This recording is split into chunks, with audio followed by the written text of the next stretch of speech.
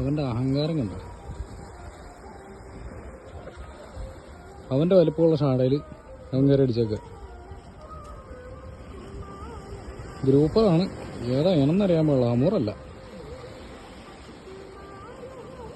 ഈ രാവിലെ സമയം 5:10. ഷാഡിലടിച്ച് കയറുക. ഇവനെ നമ്മൾ റിലീസ് ചെയ്യാൻ പോവാം. റിലീസ് ചെയ്യുന്ന വീഡിയോ എനിക്ക് എടുക്കാൻ പറ്റില്ല.